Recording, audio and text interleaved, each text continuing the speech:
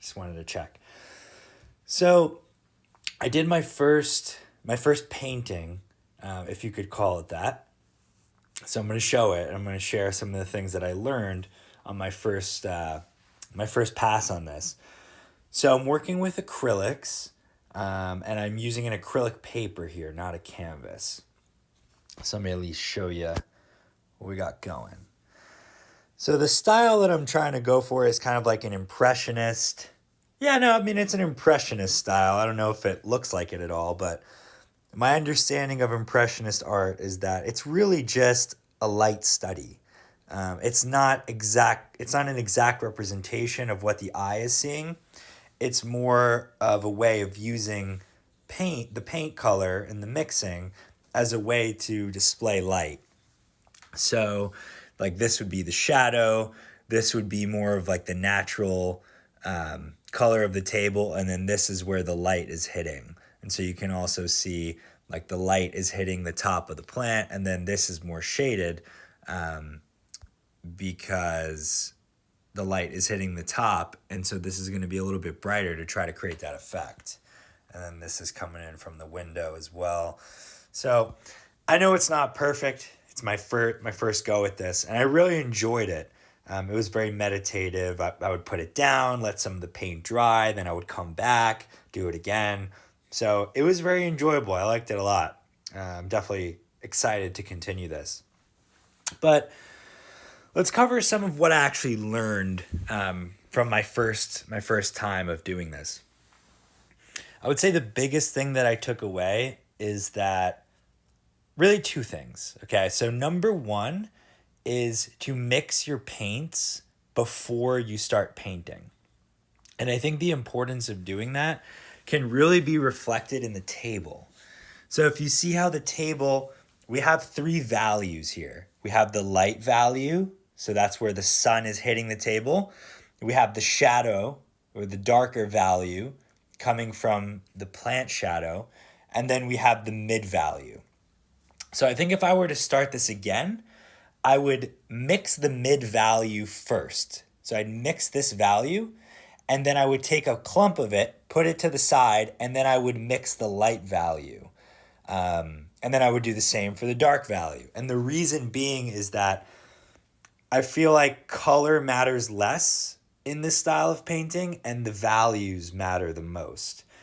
And if you look at my table, the contrast is a little too sharp because the values are not really in sync. They're a little, I guess a little too off is the right word. So that was really the biggest challenge, was getting the values right. And so what I did was I would mix paint, do one value, and then I would try to just start from scratch to create the other value instead of building off of them. And another thing too was I would mix the paint and then go right to the paper, to the canvas, as opposed to making sure I had all of my values lined up and in sync before actually putting paint on the paper or the canvas. So that was the biggest thing I learned, was that color is not as important as the values. And if you want to get the values down, you got to do more of the pre-work. So you're not, going to step 2 and then trying to get the values down at that point. What's better is to do it in that pre-planning phase and make sure you have your 3 values: your light value, your mid value, which is the basis, and then your darker value. So yeah, I think that was the biggest takeaway there. And another thing too was how to actually apply the paint. So my first time doing this, I'm learning how to actually put the paint down properly.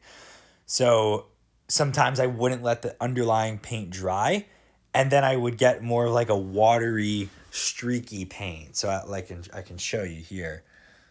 So for example, like that's a little watery and streaky because I didn't let the paint underneath dry.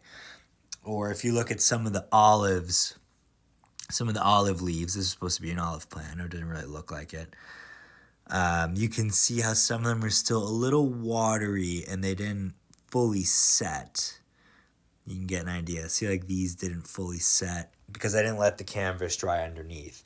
Another thing too is making sure that I was actually using enough paint. So sometimes if I wasn't placing enough paint on the brush, it wouldn't come out in those nice full strokes. So like, for example, these strokes came out very good.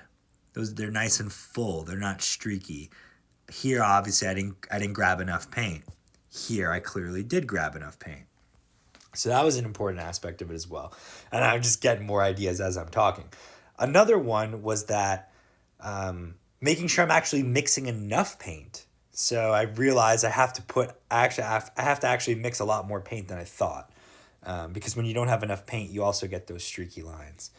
Another thing too, while we're kind of rattling this off, I know this is a lot more than two things, is that when you're mixing colors as well, let's say you're mixing blue and white and you want to try to get like a cooler value or a cooler color. You actually don't want to put that much blue. It's very overpowering. When you put a lot of, like, for example, this color is very blue, and I really didn't put that much blue, and I mixed it with white. As opposed to if you look at this is kind of more of what I was going for here. This had barely any blue in it, just a tiny little bit, and it was probably 80% white.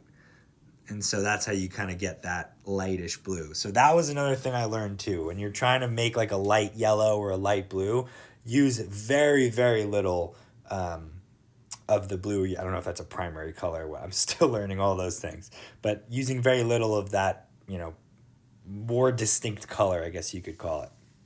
I'm still learning the vocabulary. What else did I learn? I think that's really the big things right now, like how to load the paint, how to use the proper strokes, making sure you're wetting the brush, maybe every like 5 strokes. Definitely wet the brush if you're changing colors. And when you take the brush out of the water, make sure it's not like sopping wet. Like you want it damp. You don't want it super wet. You don't want it super dry. So yeah, those are the biggest takeaways. I think the biggest thing I'm going to apply to my next art study is I'm going to really make sure my pre-planning is dialed in with the values. I'm going to make sure I have my 3 values all being built from the mid value. That way they're in alignment, and I'm not like creating separate buckets of paint, and then they're just going to be too contrasted. So hopefully that shows in the next one. But yeah, that's kind of a rattling off of what I learned from my first painting study. And just to show you one more time, this was the final product. So light coming in from the window here on this, what was supposed to be an olive plant. So, alrighty, thanks for listening. Cheers. Hope you're making some art in your leisure.